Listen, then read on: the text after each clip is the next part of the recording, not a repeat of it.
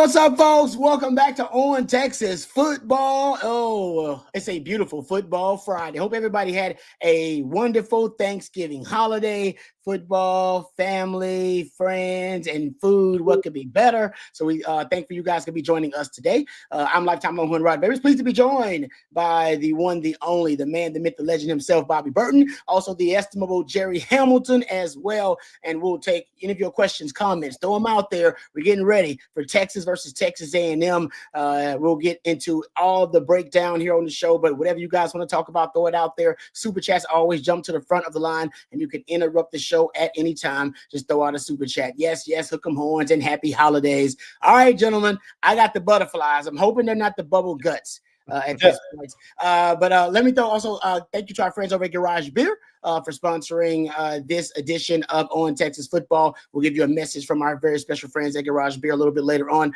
But Bobby, first and foremost, how you feeling? Hours before Texas versus Texas A&M. We'll get into predictions later. But how you feeling at this point? Well, I think that you got to start with the likelihood of whether or not Anthony Hill, the star linebacker for the University of Texas, will play today. There are reports out that he is unlikely to play. As we mentioned earlier this morning, he has not practiced all week. He's been at practice, but it's been without a helmet. So it looks like the Longhorns very likely without Anthony Hill today. They're also going to be without Anthony Smith in the first half of this game. So what does that linebacking core look like? How does A&M try to pick on the combination, we think, of Leonga Lafau and Trey Moore? Those will be your likely starting linebackers in this game. I don't know what the answer to that is. But, next man up. This is a rivalry game. It doesn't matter who's playing and who's not. All that matters is what the final score says. And that's the mentality you have to have. Go out there and try to be an Aggie team right now that's ranked number 3 in the country, 11-0 on the year. All right, Jerry, before we get into some of the other questions, but some of the predictions as well, what are your thoughts hours before kickoff between Texas and Texas A&M? I think Texas needs unlikely heroes in this game. Well, I like that. I think we talked about a little bit on Coffee and Football this morning. I brought that up. I think this could be an unlikely heroes game if Texas wins. Because where A&M's at. They're a pretty healthy team outside of Le'Veon Moss, who's been out for a while. You kind of know where all their pieces are, right? But for Texas, I think and A&M is favored, so I say upset the 11-0 team that's ranked 3 in the college football playoff. I think you're going to need unlikely heroes in this game. I mean, that doesn't mean I don't think Arch Manning or Colin Simmons won't have their moments. Guys will have really good games. I'm not saying that, but Texas needs somebody to pop up and make a play or two that they maybe haven't all year that aren't really expected to. That could be the difference for Texas in this game today. It's funny how sometimes that works out in rivalry games or big games. It's somebody you don't really have on your bingo card that ends up blocking a punt, taking it back for a touchdown, right? An interception, which you hadn't made enemy plays on the ball, Rod, and you get a pick 6 unexpectedly from somebody that hadn't picked one off all year. Something needs to happen for Texas today, I think, out of the ordinary. Yeah. No, I like that, Jerry. That's good because, I mean, everything else, if you're the Aggies, you have accounted for it, right? You got 11 games of sample size. All the playmakers will be accounted for in the preparation game planning. The Aggies are a good team, all right? Actually a great team, all right? So they're going to prepare for the guys who are the proven commodities, the proven playmakers, and the way that Sark's offense kind of, gets them into the rhythm of the game and defensively who makes the plays. But the other guys, they won't be accounted for as much. I mean, those guys can win some one-on-ones and really change the game. So I like that. I don't know who those unlikely heroes are going to be, but I like that storyline, Jerry. All right, let's talk about a very likely hero of our live stream here. Bobby, would you tell the fine folks about our friends over at Garage Beer? All right, boom, got it right. Yeah, I can do it. This is beer the way it should be, Rod. Cold, crisp, easy. That's Garage Beer, no gimmicks. There's Garage Beer Light and Lime with 95 calories, 3 carbs, and only 4% ABV. It is beer-flavored beer. Once again, that is Garage Beer Light and Lime. which is 95 calories, 3 carbs, and only 4% ABV. Drink it up. Good tasting stuff. All right. Thank you to our friends over at Garage Beer. We appreciate them. All right. Let's not waste any time, Jim. Let's get into the predictions. All right. Let's talk about it here and how everybody was able to predicted this game to go here on the On Texas Football channel. I do have the Longhorns winning. You can see it right there. Felt like the Longhorns 34-27 could win this one.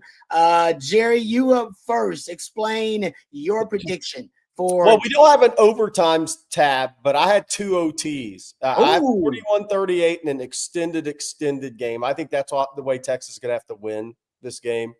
I think it's going to have to be something dramatic, something that maybe really amps up the pressure on A&M late in this game into overtimes. Randy Bond has not had a great run as the field goal kicker for A&M.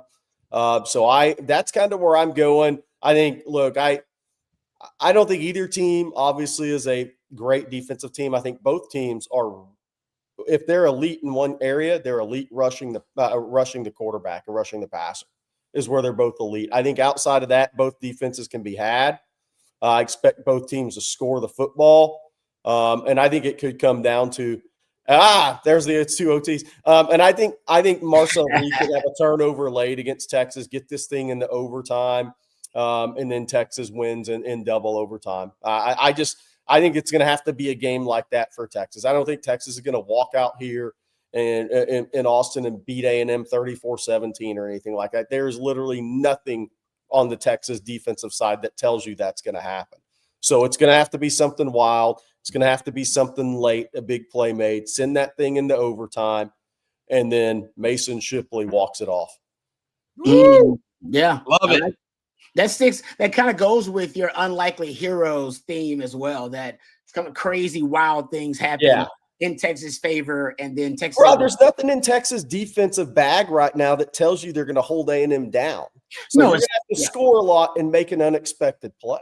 No, I agree with you. That's good. No, I like that. All right, Bobby, you give the folks your explanation for your prognostication on this game.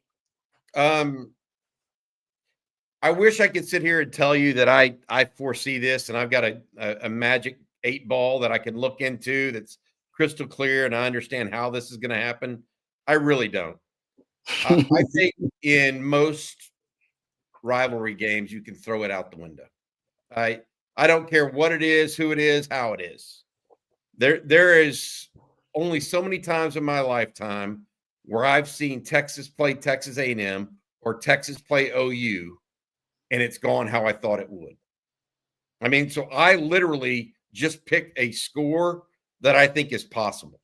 I don't even have in my mind's eye, I see Texas coming out and trying to get going quickly and A&M answering fairly quickly, and then the 2 defenses kind of taking over in the mid part of the game, and then Texas having a little bit more to go in the fourth quarter, just because I think Texas' quarterback right now playing at a very, very high level.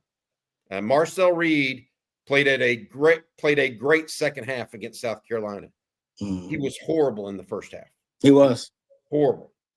They get a 50% Marcel Reed, half great, half bad.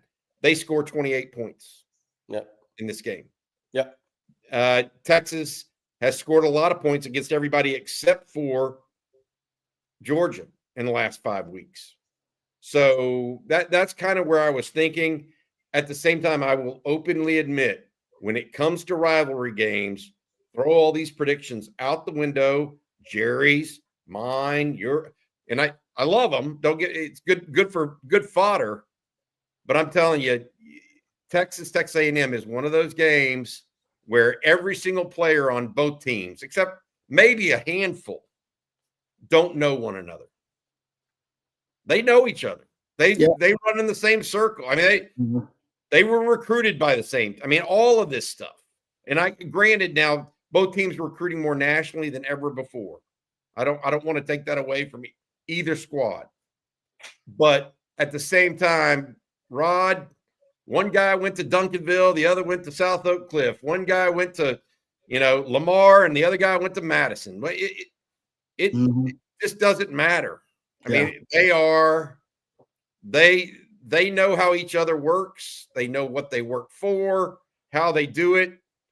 And rivalries are rivalries for a reason, and it's why Georgia Tech can take Georgia to 8 overtimes with a third the roster. So, yeah. I mean, that's what it's all about. No, it's good stuff. I mean, I agree with all those points. And I'm, mine is 34-27.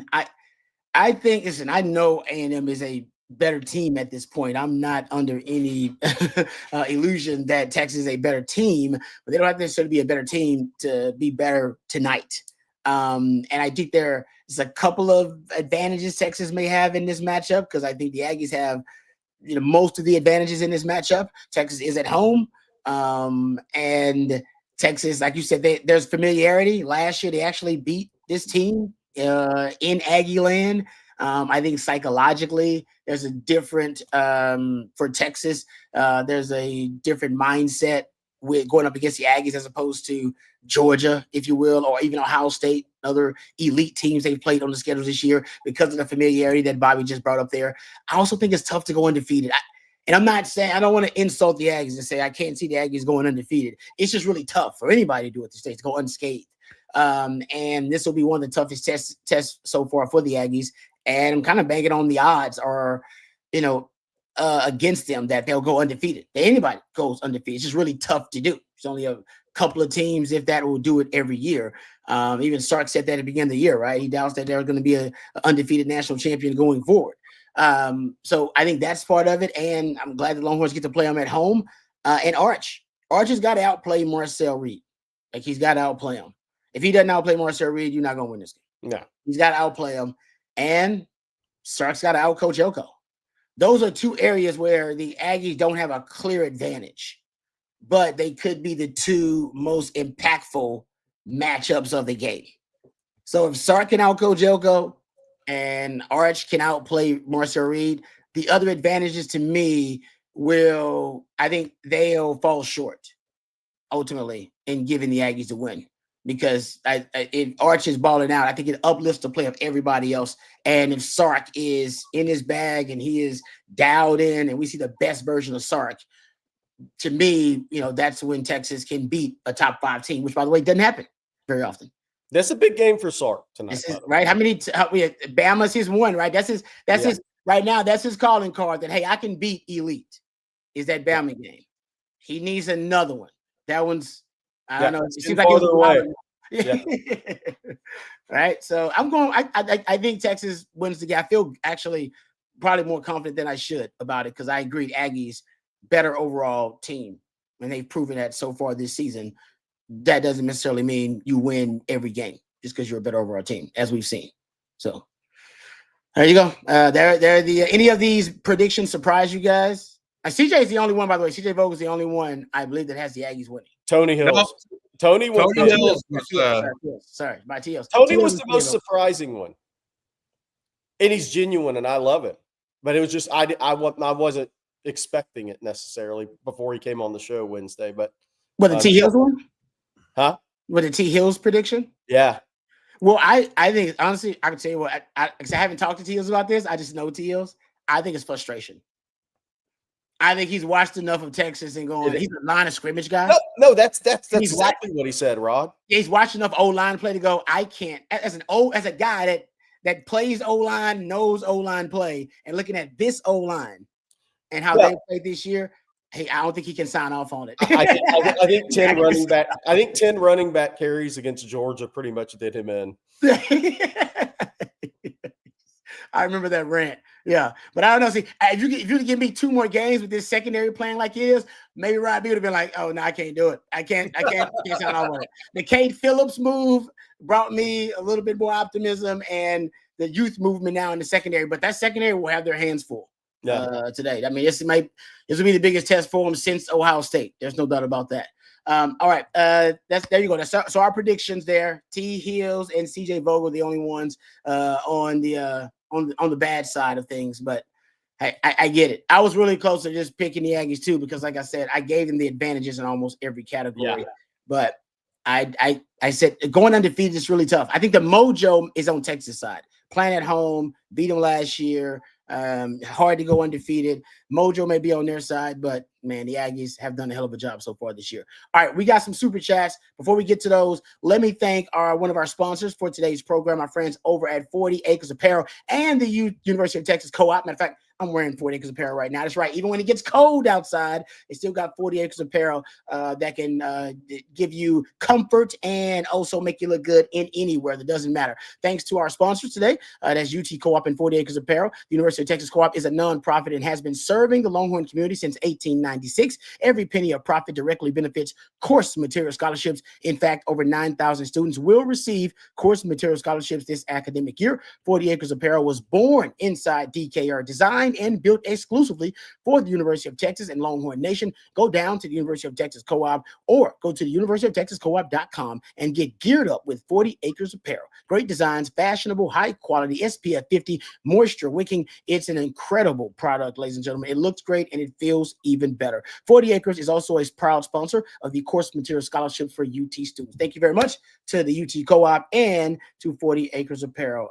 Usually, for home games, we're at UT Co-op, but it's a Friday, and they actually had the game on a Friday, so it didn't work out. But we're really thankful for them and all their hospitality. It's a great partnership with them, and hopefully going forward we can do that next year. You guys can come out and hang out. All right, let's hit the super chats here. Justin with a super chat. Thank you, Justin. Says, let's effing go, fellas. Just play your heart out and just win, baby. Yeah, I don't care how it looks either, Justin. I don't care. We're at the end of the season, so all this analysis and all these damn papers I got, none of that, I don't care. None of that matters. I don't care how they do it. I don't care if they do it by the, whatever philosophy that I think Sark needs to adopt. It doesn't matter to me at all. Nope. I don't care how it looks. Just go out there and win, baby. Oh, CJ Vogel, there he is, ladies and gentlemen. Oh yeah, he's I think he's getting set up here. There you go. Can you hear us, DJ? I got down. Sorry, guys. I was in a wind tunnel. So you hear the Eyes of Texas playing behind me right now. Fans are rolling in. It's about 3 hours before kickoff. Packed. Everywhere you look, whether it's the LBJ lawn, whether it's out here on Bevo Boulevard. A lot of room. Much more orange as you'd expect, but it's a great atmosphere, man. Weather's permitting for now as well. And CJ, late breaking news is that Anthony Hill unlikely to go today. What does that do to the Texas Longhorns linebacker crew? Spot, obviously. Not having Anthony Hill, you're all-American level linebacker. That's a tough spot for the Longhorns. No Anthony Hill. Look, someone's going to have to step up, whether that's Trey Moore, whether that's Leon Glafau. You're going to have to get through that first half and do so very, very limited at the linebacking spot. Hey, CJ, one more thing that we talked about that you actually put out.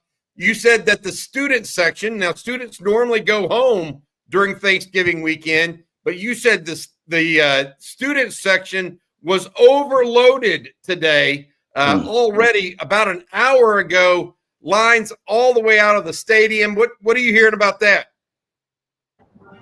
The students were packed, man. It was fun, So that entrance is on the northeast side of the stadium, and that's where they fill in. They actually just opened the gates normally about 2.5 hours beforehand. Today, a full 3 hours before the game. Students are starting to pile into DKR now, but it extended all the way down to the Moody Center, as you see on the tweet. This was as long as student section line I had seen since 2019 when LSU came to town. That's how excited folks are for this game. All right. Wow.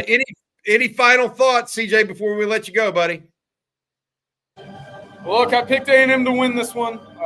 Look, and I'm totally ready to wear that on the chin, and I'm excited for this game. Look, Texas is a hungry dog in this one. I know that they need some help around the country for a college football playoff bid.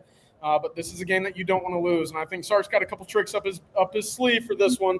If Arch Manning plays the way that Arch Manning's played, Texas has a great chance in this one. Hey, CJ, can I ask you real quickly about the wind down there? Because I don't know, a lot of people said the wind is pretty strong. You think it could actually have strong enough to have an effect on the game, in the passing game?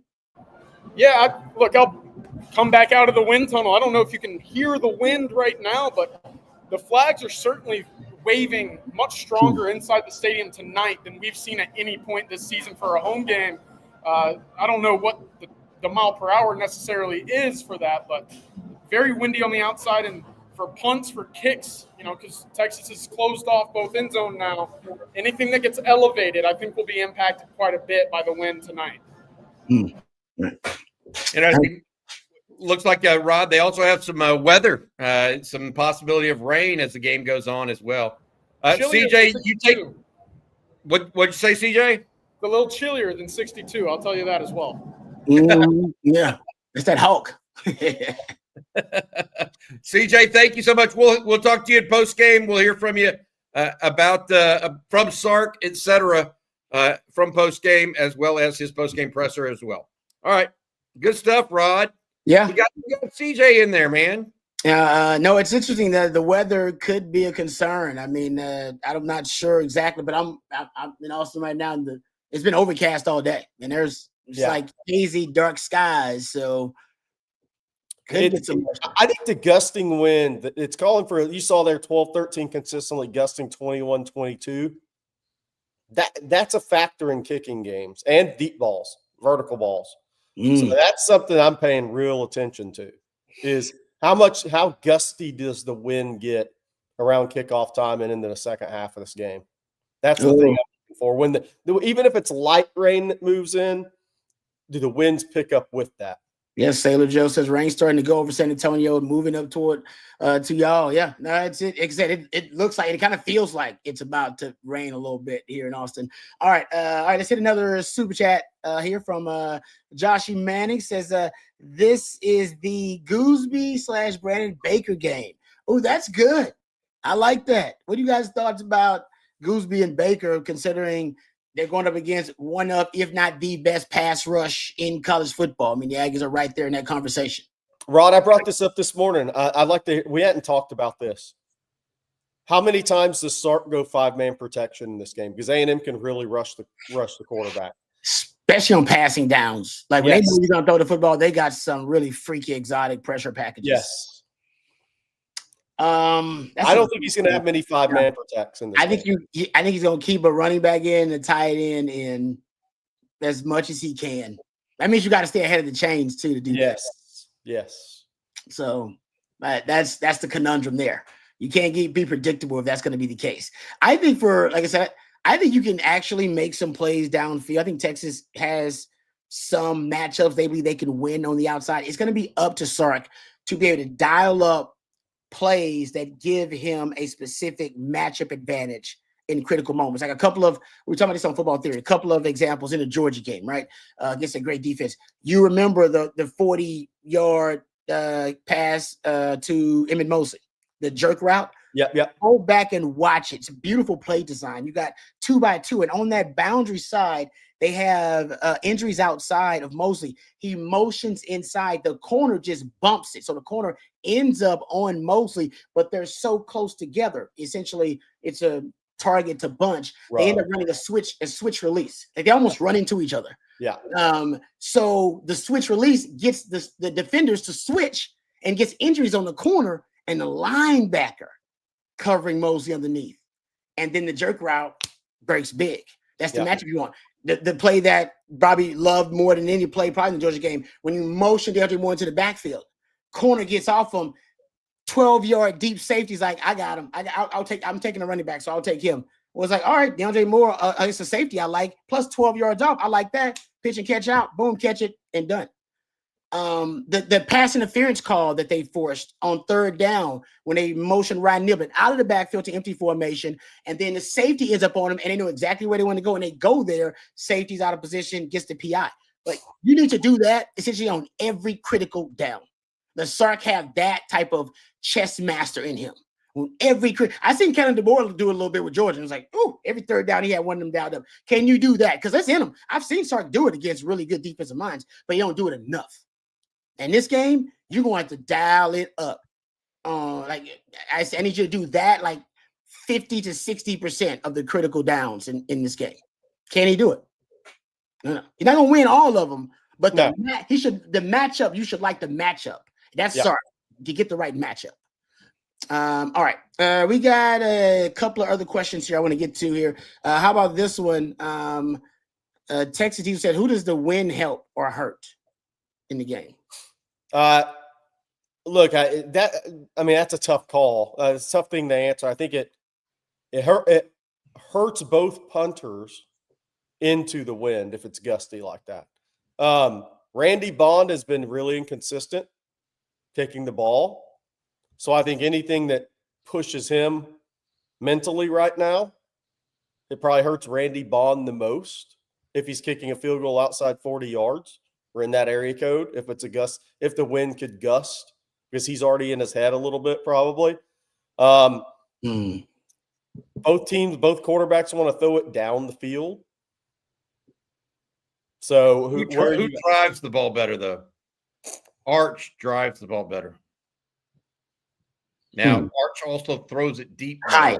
He throws it a little higher, I think, too, sometimes. Yeah. I mean, Marcel Reed does – it's a bunch of short, quick stuff. Mm-hmm. That's their – they want to play possession and then hit you. I think that it ultimately it could affect either team, to Jerry's point. But if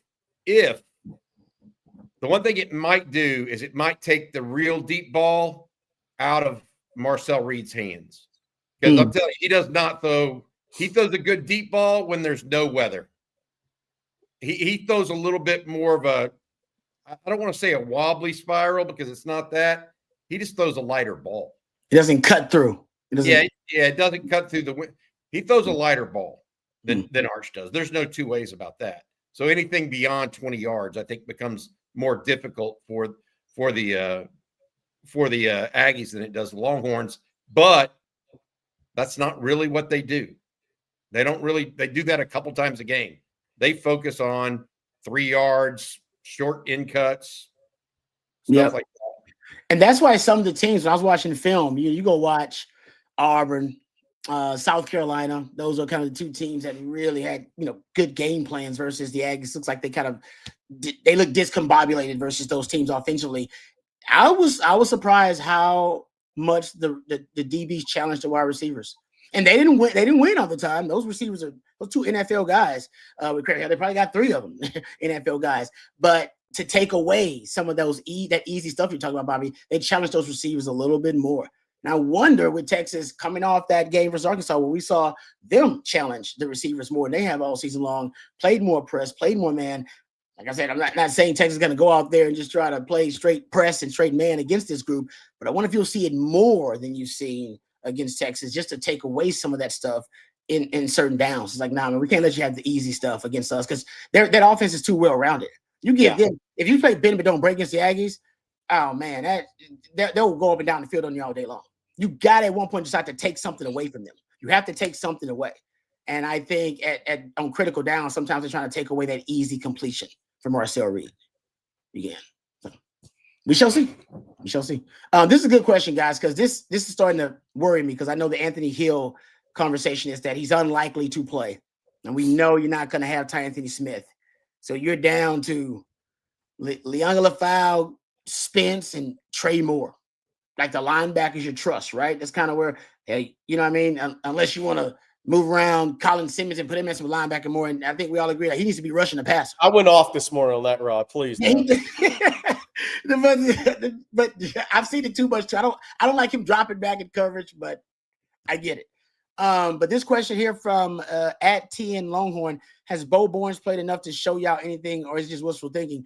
They're not going to play any young bucks in this game. This is his last game, so we're talking about those 3 guys, right? You're not going to see a young buck in here like they did the DBs, right? Yeah, you're more likely to see Brad Spence at linebacker because he's played it in the SEC than I think a young buck. I agree with that. Tough spot, man. And I don't know that it would be wishful thinking to play him because you don't know what you're going to get. I'm with y'all. Marshall Landwehr might see time before Bo Barnes in this game at middle linebacker. Just thought process there because he's got more experience. You can't bust in this game, man. No. Yeah, I agree with that. On the back end, and you've had a bunch of those the last 3 weeks, unfortunately. So I'm a little concerned. If you don't get Anthony Hill in this game, which that is unlikely, there's Not likely you're going to see him. And no Anthony Smith. If I'm the Aggies, I'm attacking that level of the defense early. Like, right? And Arkansas showed you that level of defense early on had some run game issues. And we know they've had pass game issues the last few weeks. And if I am Colin Klein, unfortunately, that's where I'm going first and foremost. Oh, yeah. They fixed their option issues, the zone read and the read option issues they had against Arkansas. We're going to see if they fix that. And I'm going to see if they learn how to cover tight ends on the second level too, with delayed releases and things of that nature. Like I think you're going to see that stuff early, guys, because before you get a Anthony Smith back in the game, try to rock the world of those linebackers and force Texas to make it. And I wouldn't doubt if Texas has something ready made. Maybe we get more big nickel. It's not like you have a lot of faith in your safeties right now. Your safeties have not performed necessarily well to put a bunch of them out there, but you can go big nickel and put 3 safeties out there.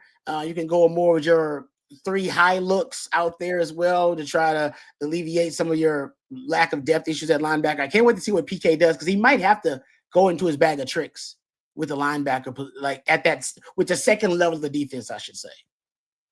So, all right, let's answer a couple of more questions here. How about this one from this one's from Jack Burden. Says, if Texas technical played Texas agricultural and mechanical today, who wins? A&M big. Really big? Oh yeah. I'm not a big believer in Tech right now. No. Okay. I think they're a little bit of a front-running team. They get points on you, and then they just pour it on. Let the defense eat late. I agree with Jerry. Yeah. Like Tech has a good defense. They've played – what offense have they played that really worries you? None. They lost to the best player they played against this year, Sam Levitt, and he doesn't have a ton around him. Jordan Tyson's really good. Got hurt in that game. Missed the last quarter, by the way. But it's not like they have the personnel A&M has around Levitt. Yep. Okay. I think it was going to be – both you guys would be on the same board. And I'm not sure Tech could stop the run against A&M. No, that's good. I think they have some issues in that game. Yeah. All right. Let's thank a couple of sponsors before we move on and answer some more questions, diving into this matchup. Let's thank our friends over at Von Lane before we move on here. When you need to travel between major cities in Texas, you're stuck with a couple of flawed options pretty much. You fly and roll the dice with airport delays and security lines and packed terminals, and you spend, 45 minutes in the air, or you drive and you lose 5 hours of traffic and then construction and fatigue and road rage. Arriving stressed out and worn out. You don't want that either. Or you choose the third option, and it's a much better option. One I've chosen myself. That's Von Lane. You arrive at a high-end terminal, no airport chaos, no packed parking nightmares, no stress, just a few easy steps, and you're boarding in minutes. And what a seat it is. It's spacious. You're reclining. You're wrapped in leather with personal power outlets. You got Wi-Fi and onboard attendees that are offering complimentary snacks, beverages, and meals on select trips as well. Hot towel service. You can have a blanket, eye mask. It's all included in the Von Lane experience. And while you relax or work, the Von Lane operatives, they will scan the scenes to make sure that they monitoring traffic in real time to make sure they get you there as efficiently and as effectively as possible. Now it's the perfect time to plan ahead. Booking is open right now through the rest of the year, so you can lock in your travel for the rest of the year, for the holidays coming up, or if you got some businesses you got to wrap up coming up, whether that be Austin or Houston or Fort Worth or San Antonio, Atlanta, Nashville, Memphis. Visit vonlane.com. Use the code OTF25 and you'll save $20 off your first ride with Von Lane. We appreciate Von Lane, and you will as well. Private jet on wheels. That's Von Lane. Now serving Austin, Dallas, Houston, Fort Worth, San Antonio, Plano, the Woodlands, Nashville, Memphis, Atlanta, and Knoxville as well. All right. Let's also take this time to tell you about our good friends over at Culligan. Yeah. Michael from Culligan's, member of the OTF community. When it comes to the water your family drinks and uses every day, you don't want to cut those corners. That's why for over 90 years, people have trusted Culligan. And here in Austin, Culligan Ultra Pure has been serving the community for more than 60 years. Culligan Ultra Pure provides high-quality residential water treatment at a very affordable price, including reverse osmosis systems, water softeners, and UV purification light. Whether your water comes from a well or a municipal source, Culligan has the perfect treatment solution for your home. And right now, you can schedule a free water test and save up to $600 when you mention On Texas Football. Culligan Ultra Pure proudly serves Austin, Corpus Christi, Victoria, Brownwood, Pampa, and Plainview. So don't wait. Call Culligan Ultra Pure today and ask for Michael at 512-339-2378 to schedule your free water analysis. Again, that's 512-339-2378. Ask for Michael. Better water starts with Culligan. Worse water starts without Culligan. Thank you, Jerry. All right, back to the chat. At Crime Peace with a super chat. Thank you very much, at Crime Peace. We appreciate that. Do we try to slow our tempo down on offense in the first half to win time possession until we get Smith back? Damn, that is a good question, Crime Peace. Yeah, what's about with complementary football? Do you account for, first of all, the matchup, your defense, with at least the back end, which has struggled the last couple of weeks, and no Anthony Hill, and no Anthony Smith? Do you account for that as a head coach, Sark, in the way that you approach the game, guys? Is it as simple as how A&M's first series or two looks against your defense? I agree. I'm with you, Jerry. I think it's how the game plays out. Yep. I don't think you can go into this game doing that necessarily, because you're going to have to score points to win. But if Sark sees on the first couple of drives it's shaky, then you have to. Mm-hmm. I like that. I like the tempo they used against OU in this game. Yeah. I think it needs to be deliberate, not fast, not slow, just deliberate. That's all I would be looking for. And I say that, and it has nothing to do with getting Anthony Smith back for the second half. I don't think you do it for that reason and that reason alone. I think it's more about you're going to have to replicate success in the second half in this game. And most importantly, in the fourth quarter. To do that, I think Texas works best as a deliberate offense. We saw them do that. Who did they do that best against in the fourth quarter? Other than Mississippi State, when they just threw caution to the wind. Yeah. The team they did that best against that was a good defense and a good team was Oklahoma. Yeah. And they were deliberate. I think that's the recipe. Of course, I think it's also possible you try to get them, A&M, out of sorts with a tempo offense at times and try to do something like that. But I like the deliberate play overall. All gas, no brakes for 60 minutes. He's like, some folks in the chat just said, F it, man. You just go. They want it to be 60 to 54. Just go. Just go. Who cares? I think the question, Bobby, is, and I'm not saying you're wrong at all. I think the question is Texas defense playing well enough to play that style right now? Because deliberate. Yeah, because they're not facing John Mateer. Injured John Mateer too. Yeah. I just don't know I just don't know if the Texas defense is playing well enough right now. I will say that being deliberate, though, may help that. It should. Yeah, because deliberate, right? You're not talking about just going tempo all the time. You're talking about there's almost tempo with a purpose. And you can tell Frank does it. He's getting like a good play. He's like, oh, I know what I want to call next. Let's go. Like it's like that's how it feels. Also, then, oh no, they do tempo all the time just to put pressure on them. He's like, no, I like what I'm seeing on the other side. I like the matchup. I like the call. Let's go. I want to stay in this mode. So I feel like that's your deliberate when you're talking about when deliberate. Because I've seen Sark in that mode before. And a lot of this depends on how the game starts. If A&M goes out bang bang on you, then you gotta go. Yeah, I like what Jerry said though. The gut thing is real, because if you know your defense is about to get eaten up, and you can tell early on, like, oh, it ain't gonna be good. Maybe it's like, hey, I gotta do what I gotta do. I gotta pull out all the bags. I gotta empty the bag here, and it doesn't matter. Remember like Sark in that. Remember Sark when Kansas got up on Texas like 3 scores or whatever, and Sark was just like, to hell with it. Just go. I don't care what's going on. We just go. I think sometimes Sark is at his best in that mindset, and that's the Mississippi State mindset.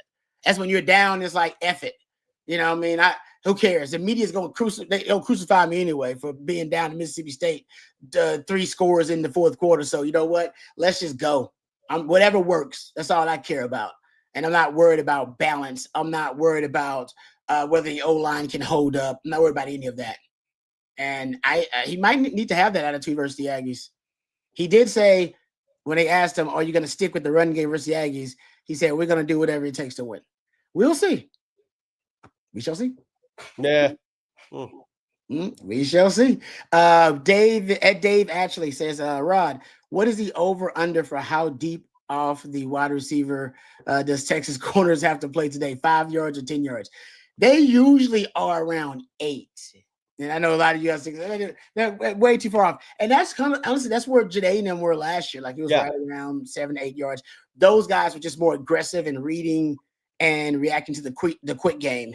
But I would say the last game they played a little bit more press, and Cade Phillips doesn't retreat as aggressively, as Gilbo does. Like Cade Phillips is, he go watch him. He's patient in his retreat. You can tell, like his eyes, like he's actually trying to read the route concepts and make a play on the football, which is why I think he's tied for the team lead in PBUs, which is absurd, by the way.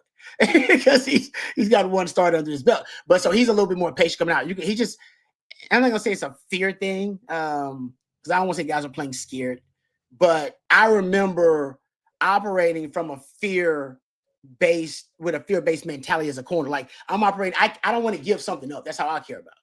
I ain't giving that up. Did I do my job? Because the one thing I could not give up, I didn't give that up, so I did my job right. Because like, but the guy got like 30 yards on you. You didn't give up, but you didn't make a play on the ball either. And I remember as a young player operating with that. What's the one thing I can't give up? All right, we're in quarters. All right, so I can't give up the top. All right, we're in cover 2. All right, so I can't give up the flat. So and you operate from that standpoint of, all right, I'm going to a playmaker mindset. How do I get myself into a situation where I can go make a play on the football, where I can affect the game? And I want to say that Cade Phillips operates more from that mindset, and he does it naturally, actually. So that's why those young guys are better. So I'm going to say, yes, they may be 8 yards off again, but Cade Phillips is better in that situation. And you may see them play more press. I said it earlier, Dave. Go watch. That was South Carolina and that Auburn game. And maybe they trust their D-lines. Texas maybe should trust their D-line because they got a really good D-line too. And they thought, we're taking away situationally, we're going to take away some of that easy stuff for Marcel Reed and force him to have to go into a progression and hold on to the football a little bit so our D-line can get home. And you may have to do that because otherwise he's just going to get rid of the football and your D-line won't be able to affect the quarterback at all. So we'll see. All right. Thank you, Dave. Appreciate that question. All right. I think we got another. Let me ask you guys about the running game since we're talking about the running game. Because we got TNO said, will we get 70 rushing yards from the running backs tonight? What do you guys think? Will we get at least 70 yards? I think they will. I think they will. I think that there's something about, and Rod, I wish I would have talked to you earlier this week about this. There's something about both Mike Elko and Brent Venables and the way that they play defense that I think makes them and their linebackers susceptible to outside zone. And maybe it's the cutback that Trey Wisner's got the capacity to do. That is part of that. I really do believe that they are both really strong defensive head coaches, right? Yeah. Why is Trey Wisner and Texas's run game better against those two than the average folks? It's fascinating. And I kind of wonder if it's their linebackers key so much and flow so much that Wisner's a cutback guy. And he can cut it back and slip a tackle maybe better than most guys. Because he's not a downhill guy. No. Not trying to. So I do think they'll go over 70. I do. That's my reasoning. I think. Good there. Yeah. Sound. Yeah, I don't disagree with Bobby. I'm going to go back to how the game plays out early. How does Texas defense holding up early? Because if A&M goes boop, boop, up and down the field a couple times, then that almost pushes Sark to do what he wants to do instead of maybe what he should do. Like the Georgia game where he felt like, all right, you know what? They might eat my secondary up. We got to go. We need to score some points here. And I can't do it running the football. To Bobby's point, though, there's a great graphic out there at On Texas Football on our social media accounts that does have the rushing stats of Trey Wisner versus A&M in Oklahoma, and it is pretty wild. Yeah. Basically combined in those 3 games contests, obviously Oklahoma and A&M in 2024, and then the Oklahoma game in 2025. Thank you very much, Matthew. That's why you're the best in the business. I mean, look at that. Damn, there's 6 yards a pop. You're at 5.85 yards per carry combined in those games. That's a good theory. Now I got to go to the film, especially if Trey Wisner lights him up with the outside zone, because it definitely was the outside zone against Venables defense in 24 and 25. And it was the outside zone that they lit A&M up with last year. So if he doesn't do it, cutback lanes. Yeah. If they do it again, Bobby, you own the sum. They give you they can, you know, it makes Torian York get over the top when Torian York likes to play downhill. Yeah, I mean, both Venables and they're very SDC style linebackers. Venables and Elko like those guys that can get downhill. Yeah, and this makes them be a little bit more sideline safe, but it gets them moving, and they have to. It's just different, and I think that style. So I do think Wisner's going to rush for more than 70 is my point. My question is that going to be enough? I have no clue whether it's going to be enough. That's the real issue is like, how do we, to Jerry's point, they could rush for 70 in the 4th quarter and it not be enough because they're down by 4 scores. You know, I'm can't spell maroon without moron. Good job. Appreciate the Aggie, like the Aggie, my brother. Keep them coming. Keep them coming. I like Bobby's theory, though. I'll be watching outside zone tonight because I like that. That's a sound theory, considering like those are great defenses or have been really good defenses. And yet, how the hell can Brent Venables knows the outside zone is coming? He had to know it the last year. They know the outside zone was coming, and yet they still couldn't stop the outside zone. And Texas can't run the ball against anybody this year, but yet ran against Brent Venables and ran the same damn concept they ran on him the year before.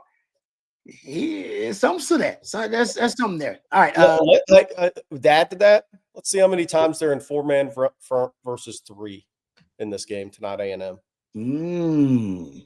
Yeah, try to set the edge. Yeah. Well, or does Texas like the 4 against the outside zone? If you have edge rushers that get up the field, you just let them run up the field. And then that play is forced to the linebacker's forced to make that play. Interesting. If I'm A&M, I play 3-man front tonight, more than 4. I got to see what they played last year a bunch. They played mostly 4. Okay. They are multiple, but because Georgia's that 3-man front. Yep. That's good stuff, guys. I like that. All right. Y'all got something to look out for in the game tonight. Hopefully Bobby's theory holds. All right, let's talk about this with the super chat from Dr. Courageous.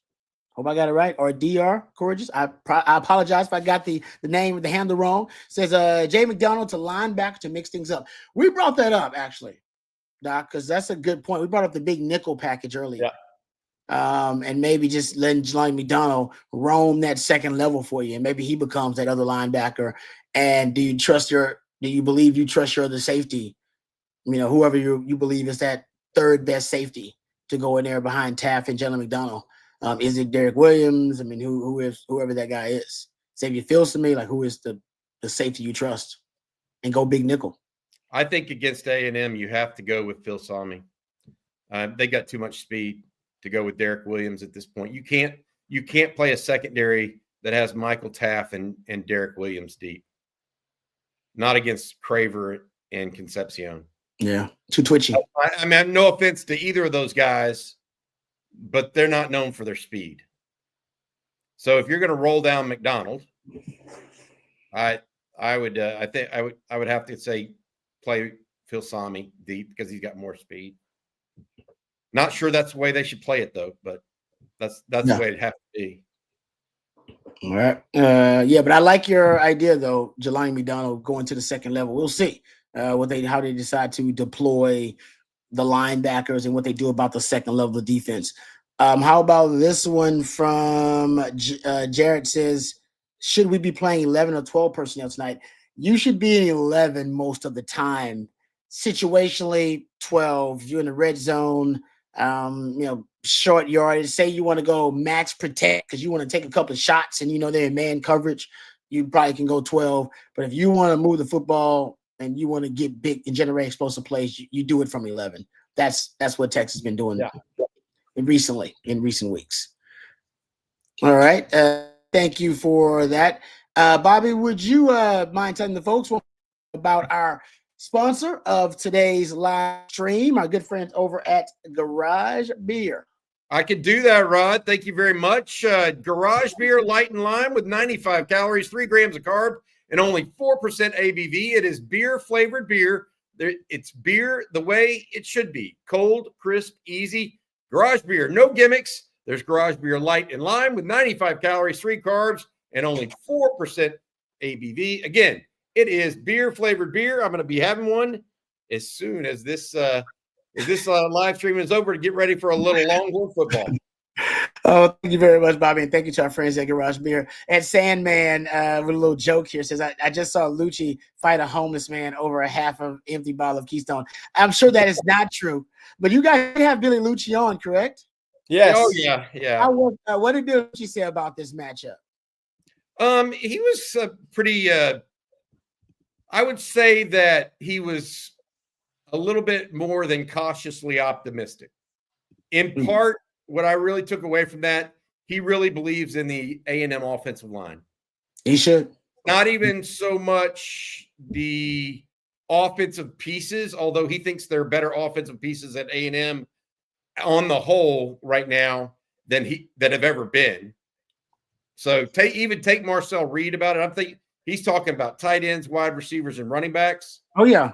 He thinks they have more talent at those positions now than at any time since he's been covering the team. But we talked about that. We said skill position-wise, we can't remember another time. Yeah. But the real takeaway was the offensive line. He thinks that's the real heart and soul of the team and where they'll make their, where this game will hinge on is that offensive line for the Aggies. We'll see. Yeah.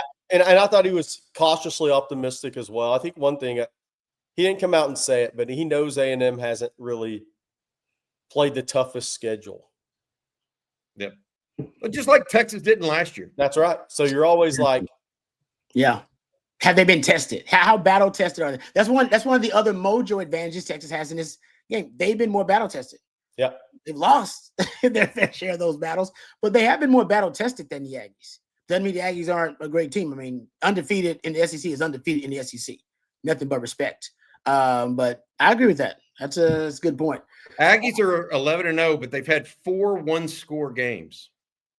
4 one-score games. And so outside of Notre Dame, they also had Auburn.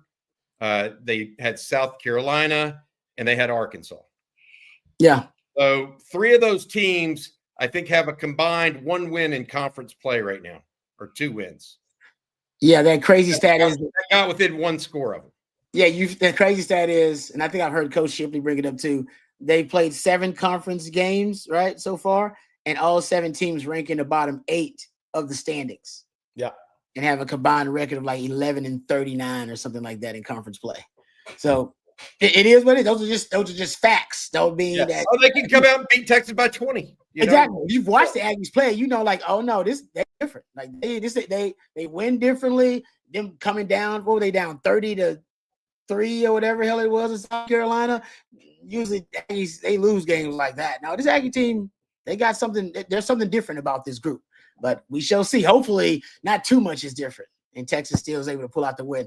All right, one more. Got to get a couple of questions here, and then we'll end today's live stream. How about this NIL and rev share? It says over under a combined 10 sacks in this game from both teams. I would go under, but slightly. I think these are 2 really good pass rushing teams, and I think they have a couple of individuals to get 2 sacks each in this game. I'm going under. I could see 8. I don't think it's be far off. No. Hey, another subtext is the SEC Defensive Player of the Year.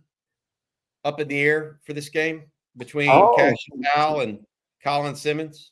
That's good, Bobby. Colin Simmons has, 10 sacks? Is that He's accurate? got 10. Cassius Howell has 11 and a half. Yeah. Mm-hmm. Yeah. What if what if Colin Simmons has 3? Well, Texas wins. Who's the SEC Defensive Player of the Year? Colin Simmons. Yeah. He'd have made more of those types of plays in big games if that's the case. Lorado loved my comment. He'd already be at 15 if he wasn't in dropping in coverage. No, I agree with you. Jeff Howe's been complaining about it too. I don't know why he's dropping back in coverage. I don't. The whole Will Muschamp always say? Thoroughbreds shouldn't go backwards, and he's a thoroughbred. Secretariat didn't run in reverse. Oh man. All right. Actually, how about this from Daniel? Does Rod pass the torch to mixed season when Littleton gets a pick 6 tonight? No, Littleton deserves a nickname, but better than that one. But Littleton's gonna be big because in that slot tonight and a slot a lot, and I think they're also gonna move Concepcion in that slot sometime to try to get matched up on a freshman. They're gonna go at these freshmen, just so y'all know. According to Pro Football Focus today, Rod, mm-hmm. how many touchdowns has Grayson Littleton given up this year? Honestly, I don't think he's given up any. Correct. Yeah. Knock on wood right now. I should have never said it. Yeah. I should have said anything. Yeah. And isn't he tied for the lead in PBUs too? It's like him and Kate Phillips. I think CJ threw that stat out there. Yeah. So all right, the youngsters will be tested tonight. There's no doubt about that. All right, gentlemen, last words before obviously Texas versus Texas A&M. Anything you want to say to the people about this matchup, about this game? Jerry, I'll give you the floor first. Anything you want to get off your chest about Texas A&M before everything kicks off? No, I just think, look, I've kind of remained the same on this. I think if Texas wins this game, it's going to be the unlikely hero. And look, that could be Emmett Mosley with 3 touchdown catches or something. Like, he's an unlikely hero in this game, or it could be somebody that just makes it their first big play in their career at Texas. It swings a momentum or wins a game. I think that's what it's going to have to be in a game like this. I think Arch is playing good football, and if the offensive line handles that A&M pass rush, guys are going to make plays against A&M. I do think he needs to be cautious with Will Lee a little bit though in this game. I'll say that.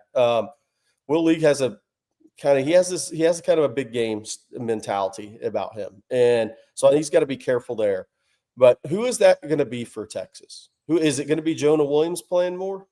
Is he going to make his first big, huge play as a Texas Longhorn? An interception and a return, something out there. I think Texas needs unlikely heroes. That's really my thought in this game because, especially with Anthony Hill out, that forces need for another unlikely hero. That's big.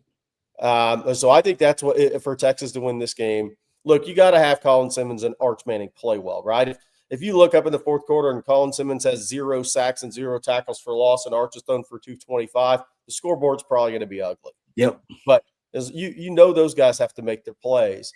But who's going to be the unlikely hero for Texas? I think there's going to be one if they win. Love it. All right, Bobby. Last thoughts on the game?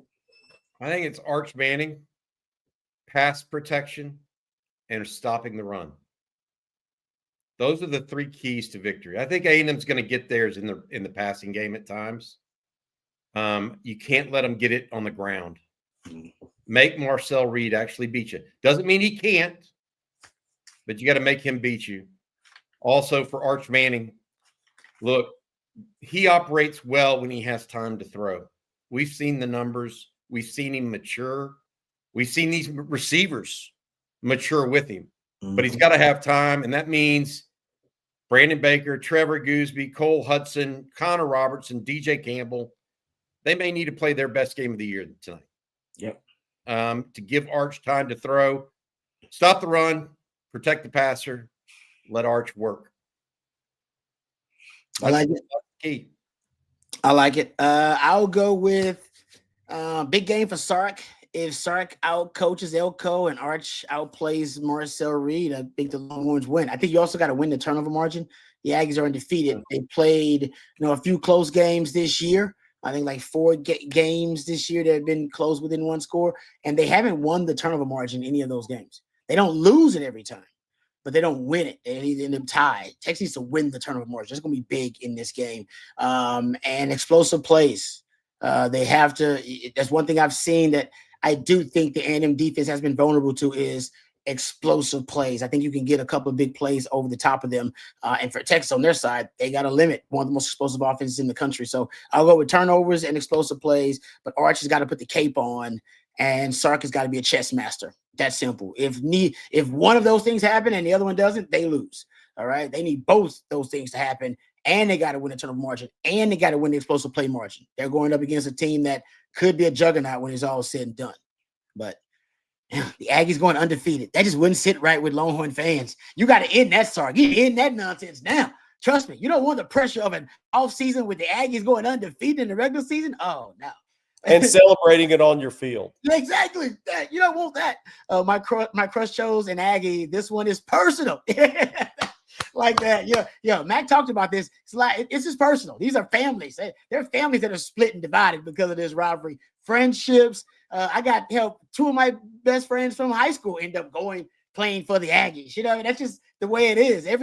These guys know each other. They're familiar. They're recruited by the same people over there with the Aggies too. They recruited these Longhorn guys. So that's what I think is really cool about this rivalry. And hopefully the Longhorns end up on the winning side of it. All right. Thank you, Matthew, behind the scenes, doing a great job as always. We appreciate Matthew. Oh, can we the schedule up for what's happening? Yep. We got everything going down with us today. We got the in-game live watch for those who don't know. That'll be starting up right when the game starts up, 6:30.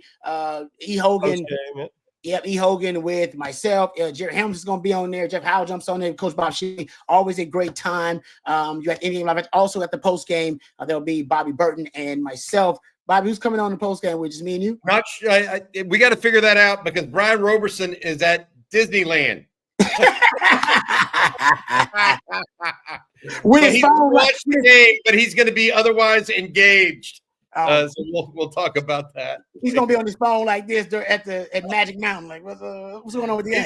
He's gonna go through the entire first quarter in the line at Magic Mountain. Is what's gonna happen. Exactly. Yeah. That's good stuff. All right. Well, please, guys, for the in-game live watch and for the post game. Thank you to Matthew behind the scenes. He's a real MVP. Really appreciate him. We appreciate our friends over at Garage Beer as well for being our presenting sponsor, as well as UT Co-op, 40 Acres Apparel, our friends at Von Lane and Culligan as well. Thank you, Bobby, for all the expertise and knowledge. Thank you, Jerry. We appreciate you for Bobby and for Jerry and for Matthew. I'm Lifetime Longhorn Rod Babers. Until next time, which is coming up in a few hours, hook 'em Horns. Hook 'em.